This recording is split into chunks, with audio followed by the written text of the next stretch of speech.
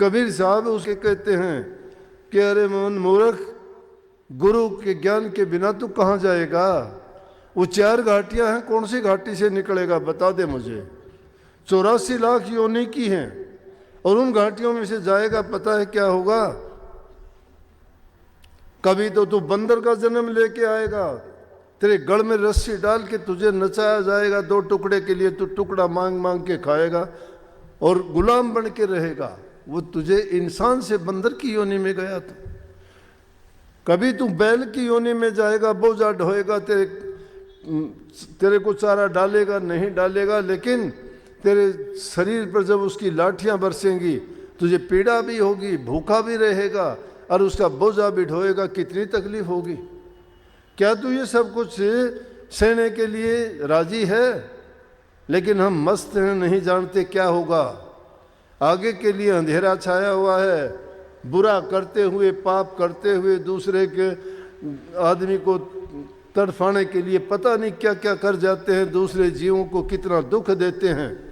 कुछ लोग उनको मार के खाते हैं, कोई उनको और दूसरे तरीकों से दुखी करते हैं। क्या उनकी आत्मा नहीं रोती होगी? अगर वो रोएगी तो बद्दुआएं नहीं देती होगी? अगर वो बद्दुआएं दे, लेकिन वो अपना कर्म इसलिए भोगते हैं कि उन्होंने गुरु की बात नहीं सुनी, उनको ये मौका नहीं मिला, उनको सत्संग नहीं मिला, उनको ये शिक्षा दीक्षा नहीं मिली, और अवसर मिला भी था तो शायद वो चूक गए, जैसे हम चूक जाते हैं। इसलिए कबीर साहब कहते हैं कि एक भ्रम पैदा कर दिया गया, लोगों ने अपने आप बना लिए वो भ्रम भी, और उन भ्रमों में पड़ के जो सच्चाई वाली बात थी प्रभु को तो भूलते चले गए। इस दुनिया में जिसमें हम रहते हैं, इसमें मन और माया का खेल है, इसमें काल का शासन है, समय बदलता रहता है।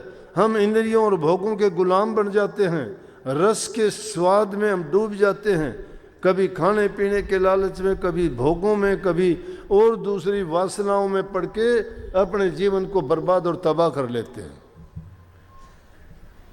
फिर भी हम सही रास्ते पे नहीं आते, छल कपट करते, बेईमानी करते, देर नहीं करते, अपनी दुकान लगा लेते हैं, भोले जीवों को ठगने के लिए क्या क्या परपंच रच देते हैं, झूठ बोलते हैं, इधर उधर की बात लगा के अगले को अपन भरम जाल में डाल के और उनको बेचारों को ऐसे फंदे पे लटका देते हैं, वो तड़फते हैं उस बात से। उन गरीबों को, दुखियों को इतना दुखी कर देते हैं, फिर वो सुख कहाँ से मिलेगा उनको? इसलिए वो आंखें होते हुए अंधे हो जाते हैं, बुद्धि होते हुए अज्ञानी बने हुए हैं, सब कुछ जान के भी अनजान बनते हुए उस अंधेरे और नरक की तरफ भागे जा रहे हैं, लेकिन अपने सच्चाई की ओर नहीं चलते। सारे काम दुनियादारी के करते हैं, कभी चूक नहीं करते। थोड़ी सी किसी बात में भी कमी रह जाती है तो लड़ाई झगड़ा करते, देर नहीं लगते। सब्जी में नमक कम है तो झगड़ा, चाय में मीठा कम है तो झगड़ा, चीज इधर से उधर रख दी नहीं मिली तो झगड़ा। किस लिए? इन छोटी मोटी बातों के लिए। अपने विचार और ख्यालात को बुरा बढ़ा लेते हैं। संयम रखा करो, धैर्य रखा करो, प्यार होना चाहिए इंसान के दिल में, दूसरे जीव के प्रति भाव ऐसा होना चाहिए, अपना सा जीव जानना चाहिए। कबीर साहब कहते हैं एक जगह पे कि अपना सा जीव सबन का जाने, दूसरे सबके जीवों को, सबकी रूहों को अपनी जैसी समझना चाहिए कि अगर ये हालात हमारे साथ हो जाए तो हमारा क्या हाल होगा। लेकिन इन सब से बढ़ के चीज जो है, जब गुरु की शरण में आए तो तुम्हें समर्पण भावना होनी चाहिए, समर्पित हो जाना चाहिए। ये बातें कहने के नहीं, यहाँ तन मन और धन की बाजी लगानी पड़ती है। यहाँ किसी को दास नहीं बनाया जाता, नौकर नहीं बनाया जाता, आपको जागृत किया जाता है, आपको भ्रमों से निकालने के लिए बातें बताई जाती हैं। गुरु तुम्हारा मित्र भी है, भाई भी है, तुम्हारा पिता भी है, तुम्हारी माँ भी है, तुम्हारा सखा संबंधी, सब कुछ गुरु है। गुरु से जानना चाहो, लेकिन आस्था और प्यार और मन में एक दृढ़ विचार और उनके प्रति विश्वास होना चाहिए पक्का। दास भाव अपने अंदर होना चाहिए, हर काम को करने के लिए दास की तरह से तैयार रहना चाहिए। दास की गुरु बनना सहज है, मुश्किल बनना दास, दास बना जब जानिए सांस रहना मांस। कि आदमी इसे जब तक अपने शरीर की तरफ देखता है, जी चुराता है, कोई काम करने से, सेवा करने से बच जाना चाहता है, कुछ नहीं होगा। जितना अच्छा करते चले जाओगे तुम्हें उतना अच्छा करने की आदत बनेगी। तुम्हारा हृदय उतना दया करोगे उतना ही कोमल होता चला जाएगा, प्रेम बढ़ता चला जाएगा। और जो ही तुम्हारा हृदय शुद्ध और पवित्र होगा, परमात्मा वही वास करता है। प्रभु ने स्वयं कहा है कि मुझे अगर कोई खोजना है, ढूंढना है, तो मुझे भक्तों के हृदय में जाके देख लेना, वहाँ बैठा हुआ मिलूंगा। इसलिए राधा स्वामी मत ने सहज योग का नाम दिया कि सहज योग। सहज योग सूरज शब्द का योग है और 3 चीजें उसमें मुख्य बताई हैं। 3 साधन हैं, सुमन का, भजन का और ध्यान का। करते हैं नहीं, झूठी बात बनाते हैं।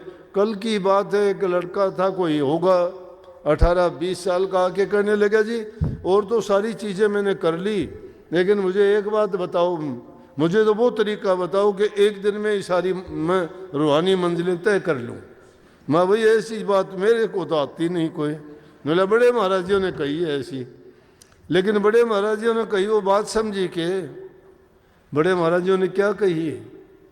बड़े महाराजियों ने कही कि आपा मार, आपदा मिट जा। जहां संशय वहां सोग है। अरे आपा कहाँ मारा, आपदा कैसे मिट जाएगी? एक दिन में किसी को नहीं होता, करते करते एक दिन ऐसा आएगा कि सब कुछ हो जाएगा। आएगा एक दिन। तुम कोई भी काम करते हो, परिणाम तो आखिरी में ही जाके मिलेगा, लेकिन करते बिना करे ही सोचते हो। कभी कबीर साहब ने कह दी, नानक साहब ने कह दी, पलटू साहब ने, रविदास जी ने, पीपा साहब ने कह दी, उन्होंने कह दी, वो बात तुमने कर ली क्या? मैं भी अब मलूकदास की बात बताई क्या, हमने वो बातें मान ली क्या? जब उन बातों को तो मानते नहीं हैं। 4 मिनट यहाँ बैठ नहीं सकती है, बातें अच्छी नहीं लगती है आपको? अभी नींद आनी शुरू हो जाए, मुंह पाड़ दोगे इतना बैठे बैठे, उवासी तोड़ने लग जाओगे। क्यों? इन बातों में रुचि नहीं है आपको, अच्छी नहीं लगती है। जिसकी रुचि हो वो तो उसके अंदर सरकना, आगे बढ़ना शुरू हो जाएगा कि हैं हाँ आगे, और क्या बोलेंगे, क्या कहेंगे। उसके अंदर तो और ज़्यादा उसकी वो होनी चाहिए, लेकिन इंसान गिरावट की ओर ज़्यादा जाता है, आगे बढ़ने की ओर नहीं सोचता। मुसलमान पीर हुए आदम इब्राहिम, उन्होंने कहा कि दास पना मैंने किससे सीखा? एक दास से। उस जमाने में दास बिकते थे, और उस दास के जब पूछने लगा, मैं खरीदने के लिए उस बाजार में गया, लोगों को खरीदते बेचते थे, उनसे काम लेते थे, पशुओं की तरह नंबर भी लगते थे उन पर। कोई भी दास भाग नहीं सकता था, उन पर दाग लगा दिया जाता था, कहीं भी चले जाओ पकड़ लेते थे उनको कि ये तो उसका दास है। तो जब एक बार वो दासों की मंडी में एक दास को खरीदने के लिए गया, उससे कहने लगा कि तुम्हारा क्या नाम है? बोला जिस नाम से मुझे स्वामी पुकारेगा मेरा वही नाम है।